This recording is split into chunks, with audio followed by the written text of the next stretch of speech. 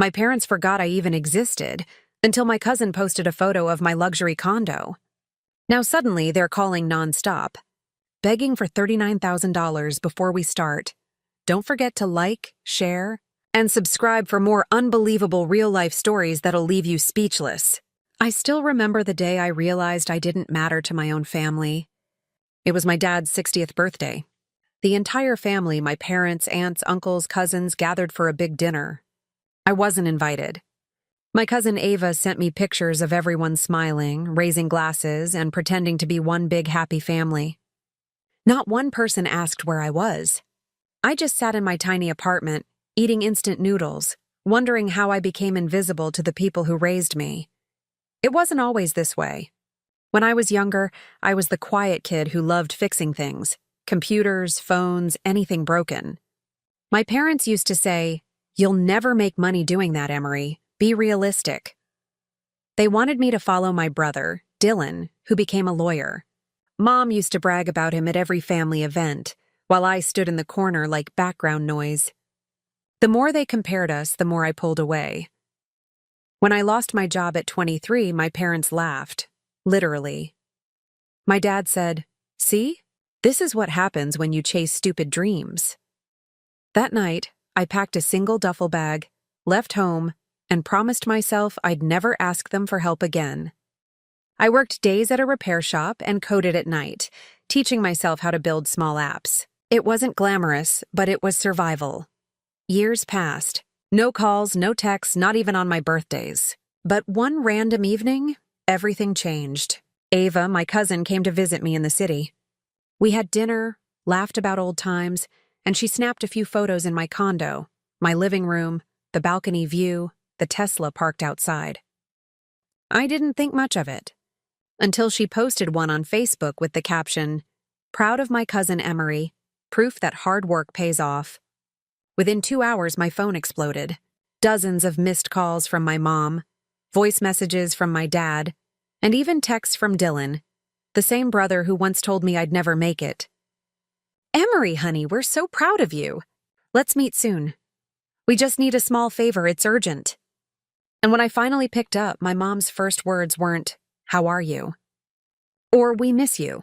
They were, "Emery, can you lend us $39,000? My chest tightened. I stayed silent for a few seconds before saying coldly, "Now you remember I exist?" But what they didn't know was, I already knew exactly why they needed that money. And it wasn't just desperate. It was disgusting. I stared at my phone, her words echoing in my head. $39,000? After years of pretending I didn't exist? Now they suddenly needed me? My mom's voice trembled through the line. "Emery, it's your father's business.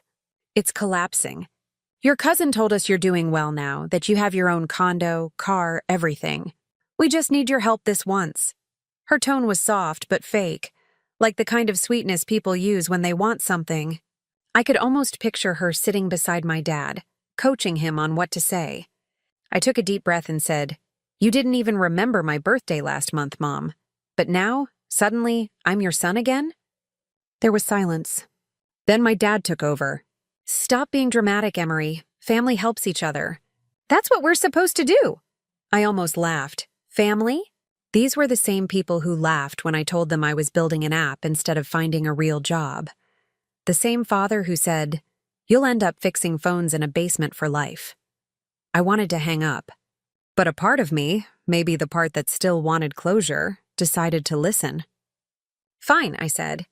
"What's the money for?" My dad sighed heavily. "We invested in something. A restaurant franchise. Dylan managed it, but things didn't go as planned. We just need to pay off some suppliers, that's all." "It's a small bump. A small bump?" My cousin Ava had already told me everything. Dylan's restaurant had gone bankrupt months ago after he used company funds for gambling and parties.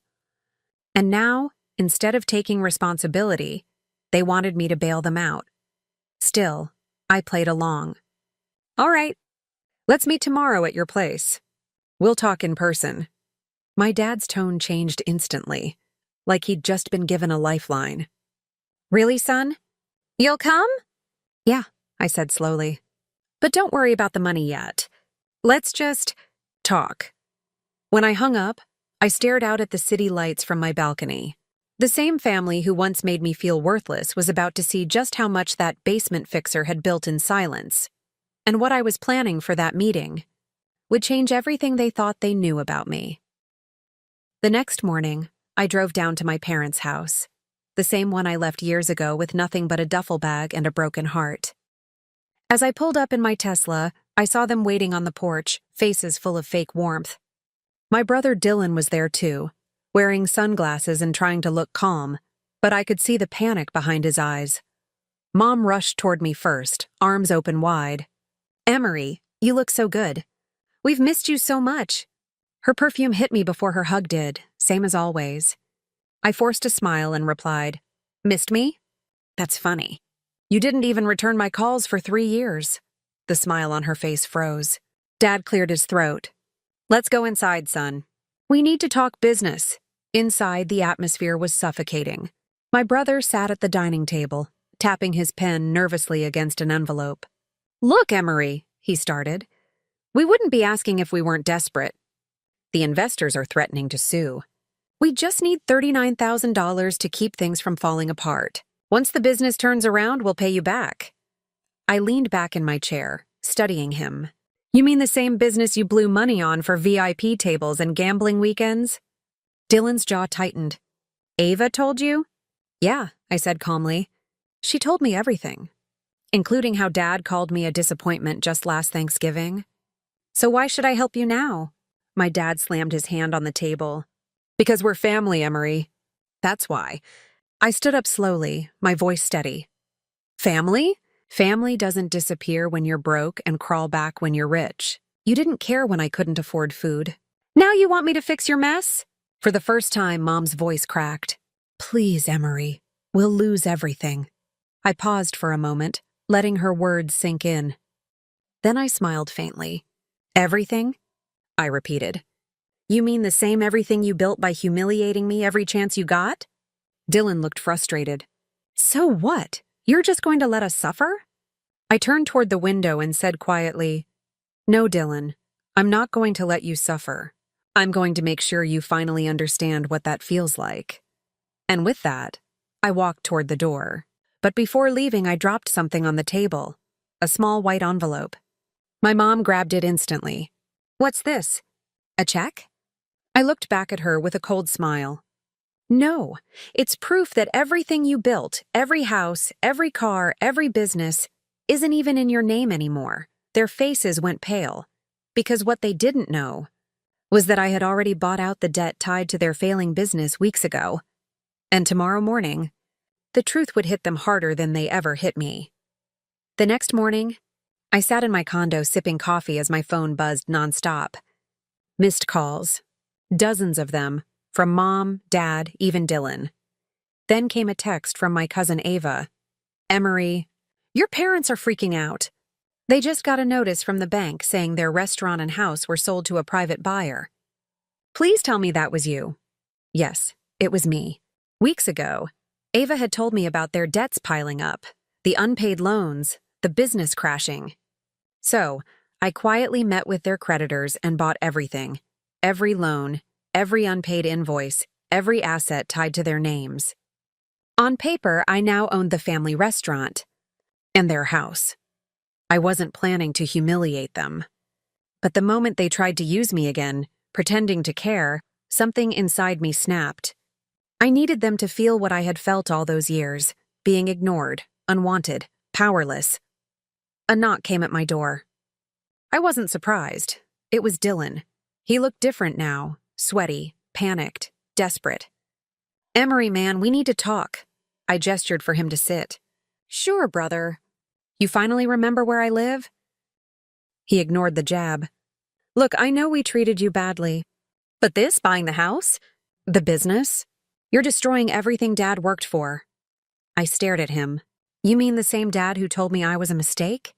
The same one who laughed when I couldn't pay rent?" Dylan's voice cracked. "People make mistakes, Emery. We were just stupid. But you're rich now, man.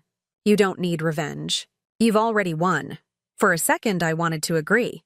Maybe this had gone too far.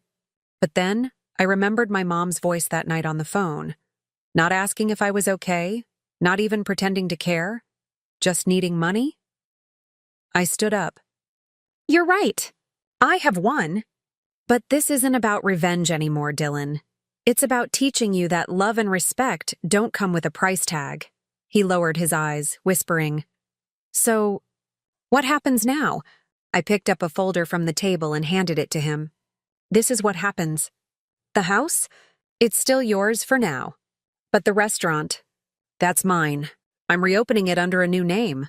He looked shocked. You're keeping the restaurant? Yeah, I said quietly.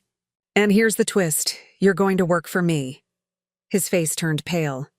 You can't be serious, I smiled faintly. Oh, I am. Because sometimes the best way to make someone understand your pain is to let them live it. And just as he opened the folder, realizing what it meant, my phone lit up with another call, this time from Dad.